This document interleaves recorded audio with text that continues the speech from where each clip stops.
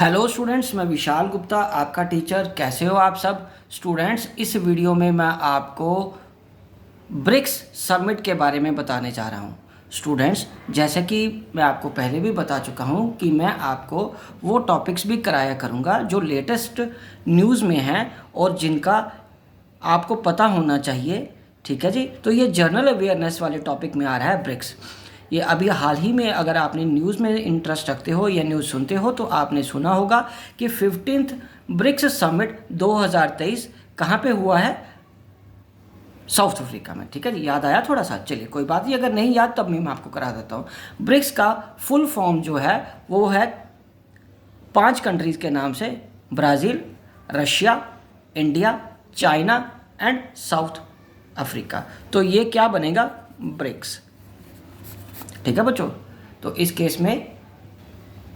Case में जो host country 2023 थी वो मैंने जैसे आपको बताया वो कौन सी थी? South Africa. और वेन्यू कहाँ पे हुआ ये summit? Sandton convention centre, Johannesburg.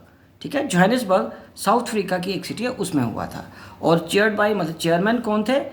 Cyril Ramaphosa, South African president. ठीक है जी। और इसमें इस बार क्या हुआ?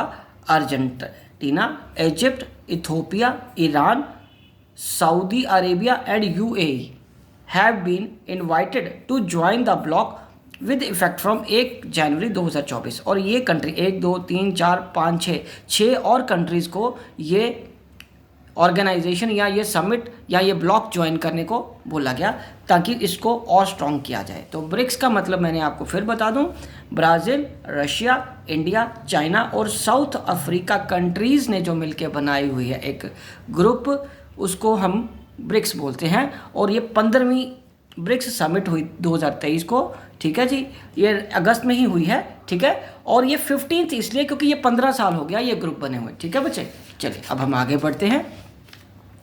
15th BRICS summit hosted by South Africa holds significant importance against the backdrop of geopolitical changes and global economic dynamism। जो भी वर्ल्ड में जियोपॉलिटिकल चेंजेस होती हैं या ग्लोबल इकोनॉमीज़ में जो डायनामीज है उनको एड्रेस करने के लिए ये 15th BRICS summit south Africa में हुई। नोटेबली इसमें आपको नोट करना क्या है कि this summit marks the first in person gathering since 2019 due to the कोविड-19 पैंडेमिक।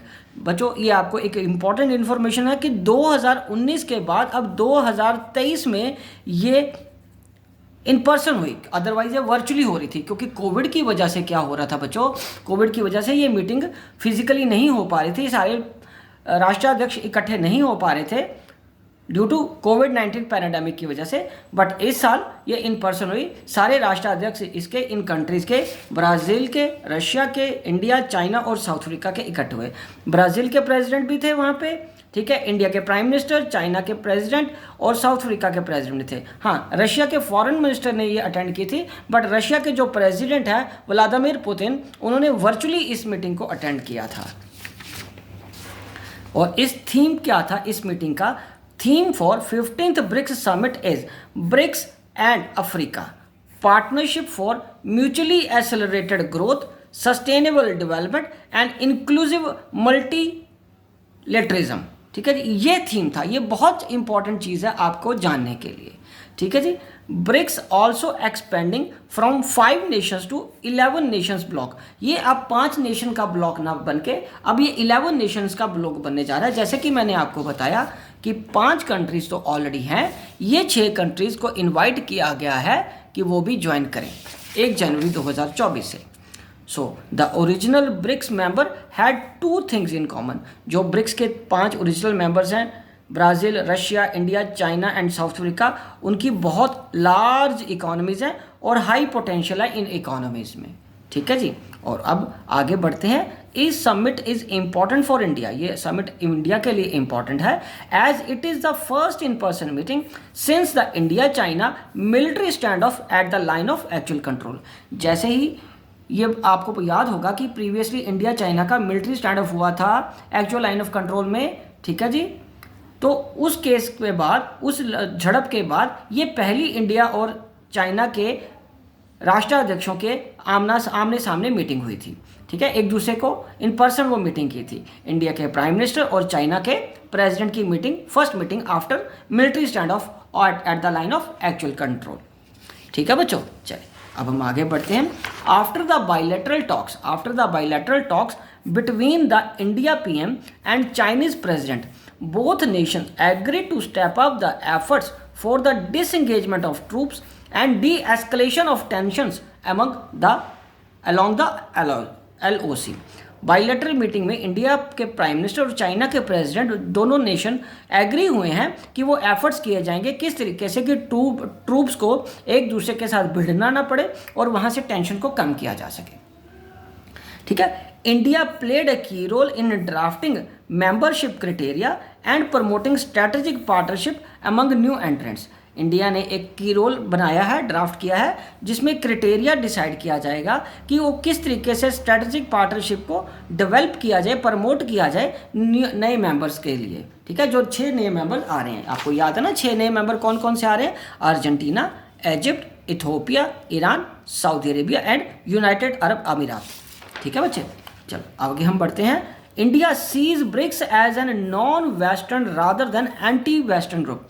इंडिया इसको इस तरीके से देखता है, इस ग्रुप को, कि ये नॉन वेस्टर्न नहीं है, नॉन वेस्टर्न है, एंटी वेस्टर्न नहीं। एंटी वेस्टर्न का मतलब कि हम वेस्टर्न कंट्रीज़ के खिलाफ हैं, हम वेस्टर्न कंट्रीज़ के खिलाफ नहीं है, बट इसमें वो शामिल नहीं है, बस सीधी इतनी सी बात है। India propose to establish a BRICS space exploration consortium to advance cooperation in the field of space technology and research। India ने प्रपोज किया है कि ब्रिक्स कंट्रीज यहाँ पार्टनरशिप में क्या करेंगे, फील्ड ऑफ स्पेस की टेक्नोलॉजी और रिसर्च को कोऑपरेट करेंगे एक दूसरे के साथ। India and other BRICS members support reforms of the UN including the security council to make it more democratic, representative, effectively and efficiently. ठीक है जी, तो वो चाहते हैं, इंडिया ने और बाकी कंट्रीज मेंबर्स ने क्या किया है, रेजोल्यूशन पास कि सपोर्ट करेंगे जो भी यूनाइटेड नेशन जो भी रिफॉर्म करेगा उसको सपोर्ट करेंगे, जिसमें शामिल होगा सिक्योरिटी काउंसिल के सुधार और उसको और डेमोक्रेटिक, रिप्रेजेंटेटिव, इफेक्टिवली और एफिशिएंटली बनाया जाए। ठीक है बच्चों, as West want to isolate Russia, जैसे कि हम जानते हैं कि वेस्ट रशिया को आइसोलेट करना चाहता है over Ukraine conflict, BRICS deliberations gain importance. तो इस केस में ब्रिक्स की डेलिब्रेशंस और इंपॉर्टेंट हो जाती हैं कि ब्रिक्स इस चीज़ को किस तरीके से देखता है। All members of BRICS agree to address the challenges posted by climate change.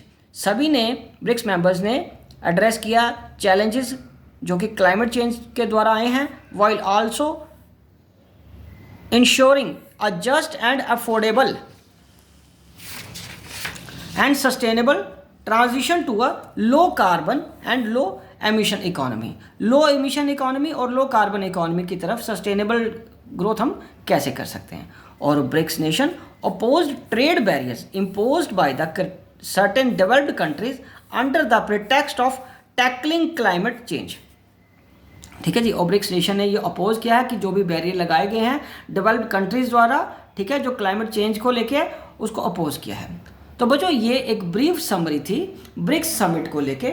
I hope कि आपको ये समझ आया होगा और आपका इसमें इंटरेस्ट भी डेवलप हुआ होगा। ठीक है जी, तो बच्चों ये वीडियो मैं यही कंक्लूड करता हूँ। आई होप कि आप इसी तरह मेरे चैनल को सब्सक्राइब करके वीडियोस देखते रहेंगे और हाँ, अपना कोर्स तो कंप्लीट करेंगे हर सब्जेक्ट का, साथ में जनरल अवेयर्स के टॉपिक को भी देखते जाइए जो आपके लिए बहुत इंपॉर्टेंट रखने वाले हैं कमिंग डेज में। Okay students, wishing you good luck.